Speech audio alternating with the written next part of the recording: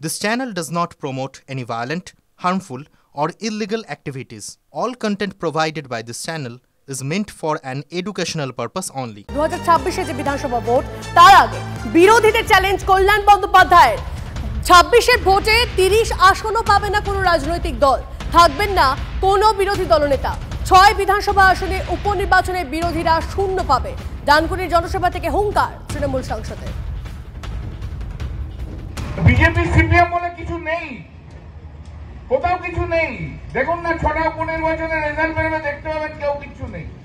আর লিখে রাখুন, আগামী 2026 সালে পশ্চিমবাংলায় কোনো বিরোধী দলনেতাও হবে না, 30টা সিটও পাবে না কোনো রাজনৈতিক দল। লিখে রাখুন, আপনারা লিখে রাখুন। এখন বিজেপি সিপিএম বলে কিছু নেই, কোথাও কিছু নেই। দেখুন না, 6টা উপনির্বাচনের রেজাল্ট বেরোবে, দেখতে পাবেন কেউ কিছু নেই। আর লিখে রাখুন, আগামী 2026 সালে পশ্চিমবাংলায় কোনো বিরোধী দলনেতাও হবে না, 30টা সিটও পাবে না কোনো রাজনৈতিক দল। লিখে রাখুন, আপনারা লিখে রাখুন। এখন কল্যাণ বন্দ্যোপাধ্যায়ের বক্তব্য আপনাদেরকে শোনাচ্ছিলাম। জগন্নাথ চট্টোপাধ্যায় বিজেপি নেতা, তার সঙ্গে আমরা যোগাযোগ করে নিয়েছি। জগন্নাথবাবু, এখন অব্দি 2024 শেষ হয়নি, 2026-এর ভোটের যে ভবিষ্যৎবাণী ফলাফলের সেটা করে দিচ্ছেন কল্যাণ বন্দ্যোপাধ্যায়। তিনি বলছেন বিরোধীরা কোনো আসন পাবে না, 30 আসনও পাবে না, এবং কোনো রাজনৈতিক দল মানে কোনো বিরোধী দলনেতাও থাকবে না, এমনটা বলছেন। এবং এই যে 6 বিধানসভা আসনে উপনির্বাচন হলো, বিরোধীরা শূন্য পাবে। 2024-এর লোকসভা নির্বাচনের আগে এই কল্যাণ বন্দ্যোপাধ্যায়ই বলেছিলেন যে বিজেপি ভরাডুবি হবে, বিজেপি হারবে, মোদী প্রধানমন্ত্রী হবে না, তার দিদি প্রধানমন্ত্রী হবে। লোকসভার ফল সবাই দেখেছে। ইন্ডি জোট সব মিলিয়ে 234টি আসন পেয়েছে, বিজেপি একাই 240টি আসন পেয়েছে। তৃতীয়বারের জন্য স্বাধীনোত্তর কালে দ্বিতীয়বার জওহরলাল নেহরুর পরে নরেন্দ্র মোদী ভারতবর্ষের প্রধানমন্ত্রী হয়েছে।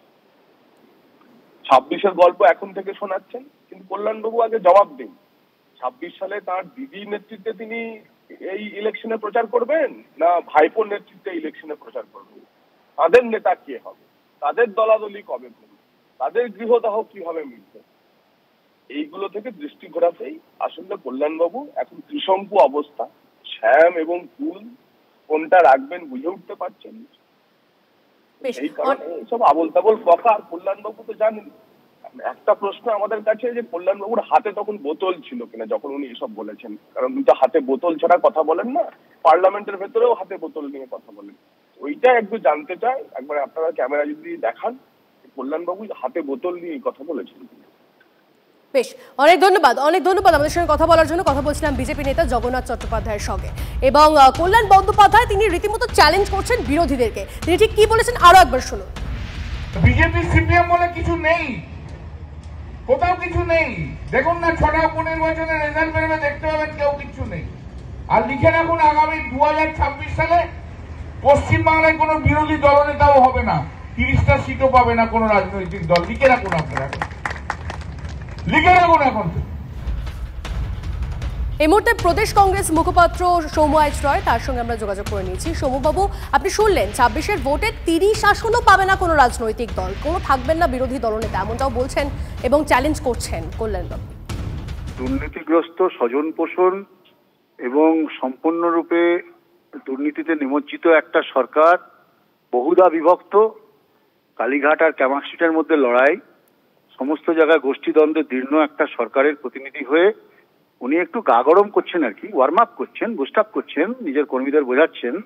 আসলে ওনাদের মানসিকতাতেই আছে বিরোধী শূন্য, বিরোধী থাকবে না, ওনারা লুটেপুটে খাবেন, ওই রাজত্ব চলবে, এটাই আর কি বক্তব্য। আসলে মানুষ ঠিক করে রেখেছেন মানুষ কি করবেন।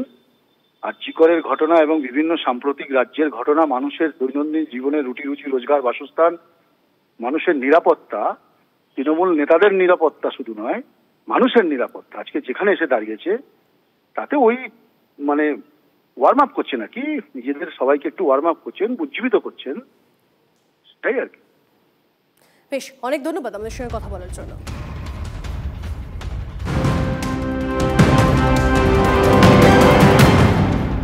এই মুহূর্তে আরো একটা খবর দিয়ে আপনাদের, অমিত শাহের মহারাষ্ট্রে ভোট প্রচারের কর্মসূচি বাতিল। সম্ভবত মণিপুরের পরিস্থিতির জন্যই কর্মসূচি বাতিল। আজ মহারাষ্ট্রে 4 জায়গায় নির্বাচনী প্রচার ছিল অমিত শাহের। নাগপুর থেকে দিল্লি রওনা কেন্দ্রীয় স্বরাষ্ট্রমন্ত্রী। এবার বীরভূমের দিকে নজর দেওয়া যাক। বীরভূমের রাজনীতিতে কি চলছে সেখানে নয়া মোড়। কেন? কারণ তৃণমূলের কোর কমিটিতে অনুব্রত মণ্ডলকে অন্তর্ভুক্ত করেও তাঁর চলাফেরায় কার্যত রাশ টানল দল।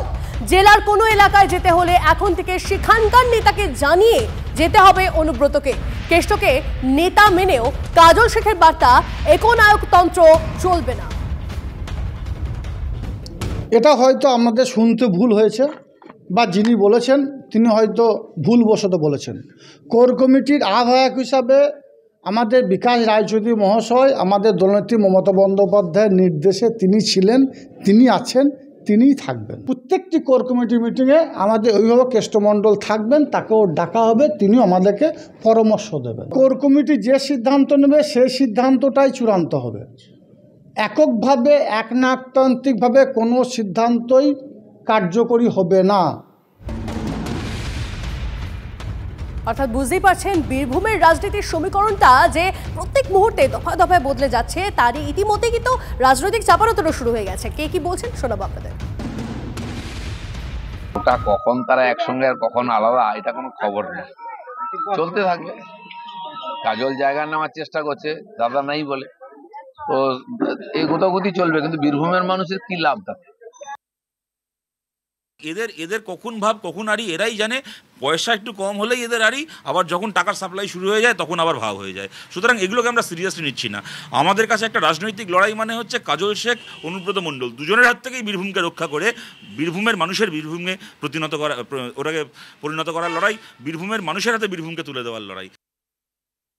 আমাদের কাছে ওখানে বনাম বলে কিছু নেই, আমাদের কাছে ওখানে সবটাই এবং।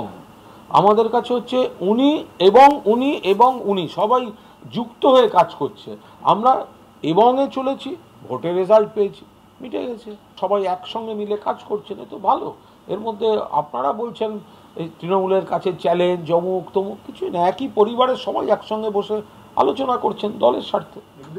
দীর্ঘ 4.5 মাস পর চালু এনজেপি দার্জিলিং টয় ট্রেন পরিষেবা।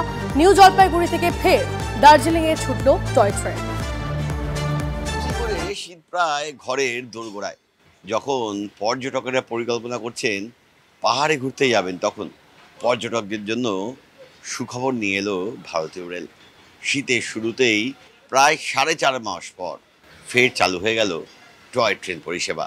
নিউ জলপাইগুড়ি থেকে দার্জিলিংয়ের উদ্দেশ্যে ছুটল কুঝিকচিক রেলগাড়ি।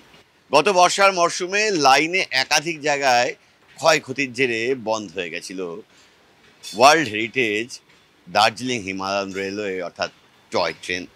সেই সমস্ত লাইন মেরামতি করে আজ থেকেই ফের পাহাড়ে নিয়মিত ছুটবে টয় ট্রেন। খুশি পর্যটকেরাও। ক্যামেরা দীপায়নের সঙ্গে প্রসেনজিৎ, TV9 বাংলা, শিলিগুড়ি।